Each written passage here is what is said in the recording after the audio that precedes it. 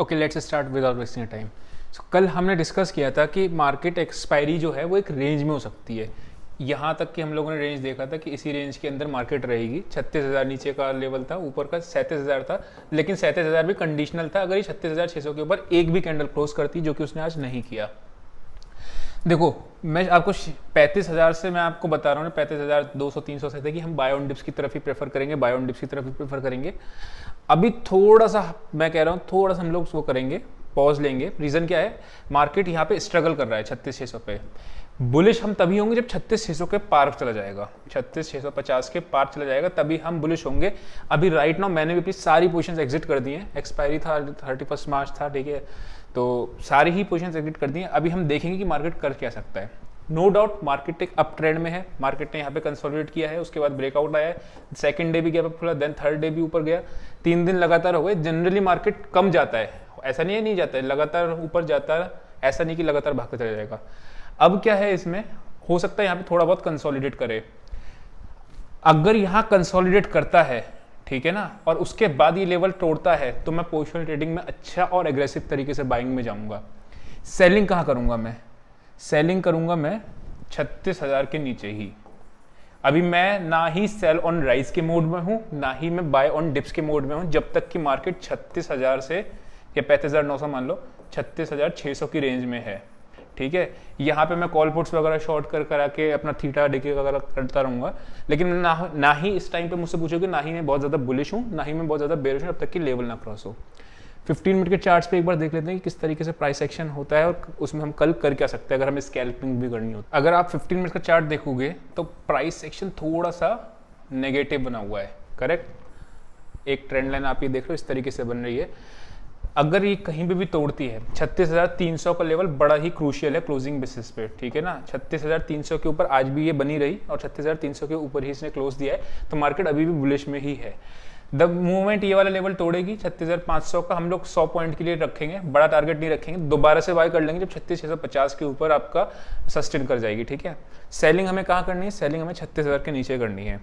एक बार option chain में data देख लेते हैं किस तरीके से डेटा बना हुआ है, सो दैट हमें आइडिया और क्लियर हो जाए कि मार्केट का डायरेक्शन क्या है। ये आपका बैंक निफ्टी का डेटा है। आज अगर हम देखेंगे तो बैंक निफ्टी ज़्यादा स्ट्रॉन्ग थी और निफ्टी नहीं थी। रीज़न रिलायंस, ठीक है, रिलायंस आपका अंडर परफॉर्म कर रहा था आज ज़्यादा। अगर मैं बात करूं यहाँ पे तो 36,500 के लेवल है, निफ्टी चल के तरह बैंक निफ्टी 36,373 अच्छी क्लोजिंग दी है, बुलिश सिग्नल की क्लोजिंग दी 36,300 के ऊपर, आप देखना लेवल था। 8,69,000 ओआई आज ऐड हुआ है, टोटल ओआई है, और आज हुआ है 5,23,000 का ओआई ऐड। नीचे देखते हैं, नीचे किधर की तरफ है आपका।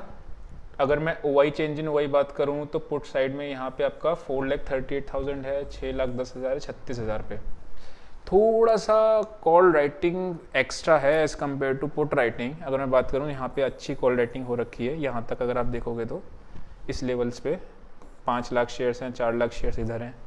वेरस पुट राइटिंग थोड़ी सी हैवी नहीं कहेंगे, हाँ ठीक है, मतलब एक सपोर्ट देने लायक है। 36,500 लेवल एक अच्छा लेवल होगा 36,500 का। अब 36,500 के लेवल के ऊपर जाते ही बाय नहीं करनी है, वो हमारे चार्ट पे लेवल आ रहा था 36,650 है ना, ये लेवल आ रहा था। इसके ऊपर सस्टेन करेगी हम लोग अगेन बाय करेंगे, नहीं करेगी तो हम लोग इसी के बीच की रेंज की कोई ट्रेडिंग करेंगे, या तो कॉल शॉर्ट कर सकते हैं। लेट्स 37,000 की कॉल शॉर्ट कर दी एंड 36,000 की पुट शॉर्ट कर दी। ये डेटा हम कर सकते हैं जब तक कि एक रेंज बाहर नहीं जा रही है, ठीक। निफ्टी का भी अगर मैं आपको कल बताऊं तो निफ्टी भी बहुत स्क्वीज थी, मैंने आपको बताया था 17,500 पे ही मेक और ब्रेक लेवल है, ठीक है। इस पे ही कॉल राइटिंग मैक्सिमम है और पुट राइटिंग भी इसी पे मैक्सिमम है 17,500 पे, ठीक है। अगर हम देखें तो आज मार्केट पूरी तरीके से, अच्छा कल हम एक बार निफ्टी का चार्ट देख लेते हैं। निफ्टी का चार्ट क्या कह रहा था, कल हम लोगों ने क्या डिसाइड देखा था। ये निफ्टी की ऑप्शन चेन है, अभी हम निफ्टी के चार्ट पे भी चलेंगे। निफ्टी की अगर मैं बात करूं तो 15 लाख का ओआई ऐड हुआ है 17,500 पे, एंड 17,500 पे 8,53,000 का पुट ऐड हुआ है। टोटल में 40 लाख कॉल्स हैं और इधर आपकी 30 लाख पुट्स हैं। मतलब आपको क्लियरली ही है 17,500 का लेवल ही मेक और ब्रेक लेवल है। चार्ट पे हम देखेंगे भी 17,600 का बड़ा हर्डल है, 17,600 के पार जाएगी तो फिर अगेन निफ्टी जो है बुल ट्रेंड को कंटिन्यू कर लेगी। मतलब अब भी ब्रेकआउट की कगार पे निफ्टी भी खड़ी है और बैंक निफ्टी भी खड़ी है, दोनों ही अगर ब्रेकआउट देते हैं तो अच्छा मूव ऊपर की साइड पे जाएगा। देखो वर्ल्ड वाइड में बहुत सारी न्यूज़ आती रहती हैं कि ऐसा हो रहा है वैसा हो रहा है, डेवलपमेंट होता रहता है, लेकिन हमको वो चीज़ इग्नोर करनी है। हमें जो डेटा कह रहा है, जो चार्ट्स कह रहे हैं, जो प्राइस एक्शन कह रहा है, उस पर काम करना है, ठीक है। नहीं होगा एसएल कट जाएगा, एसएल कटवा लेंगे, कोई दिक्कत नहीं है, लेकिन लॉसेस का अमाउंट हमें बड़ा नहीं करना है किसी भी कंडीशन में, प्रॉफिट का अमाउंट बड़ा करना है। आप कल को जाके वीडियो देखना, उसमें आपको लर्निंग मिलेगी। मैंने कहा था कि 17 ये वाला जो है आपका एक बेस का काम करेगा, ठीक है। 17,400 440 जो है आपकी सपोर्ट होगी, 17,400 से 440 के बीच में। क्यों?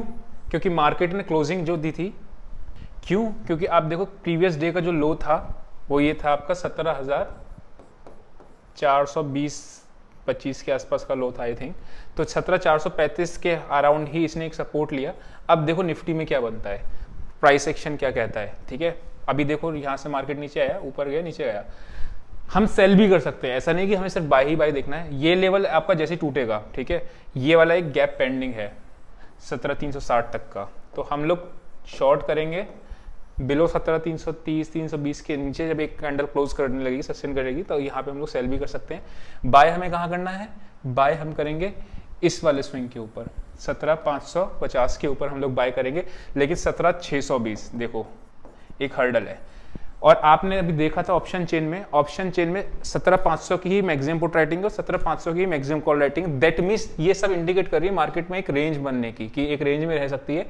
और जिधर भी साइड ब्रेकआउट आएगा, कल है फ्राइडे, 2 दिन का वीकेंड इफेक्ट रहता है, तो जिधर भी की साइड में ब्रेकआउट आएगा तो हम लोग उस साइड में ट्रेड ले सकते हैं।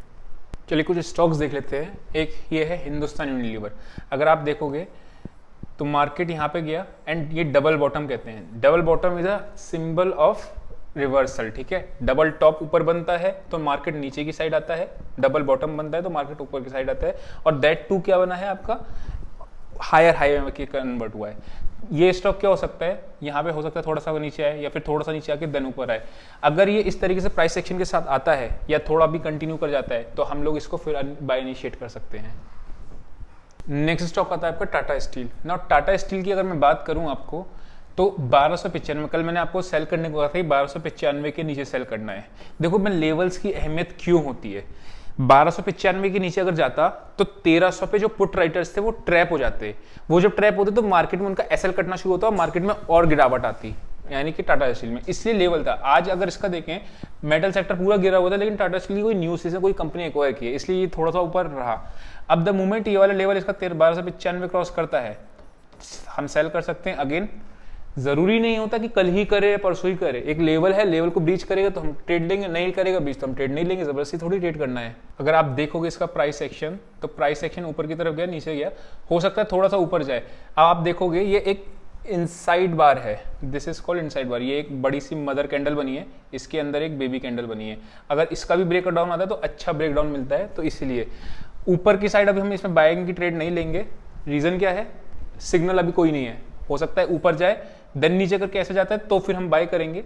लेकिन अगर ये कंटिन्यू करता है, नीचे जाता है देन ऊपर आके ऐसे करता है, तो एक प्राइस एक्शन के साथ नीचे आएगा।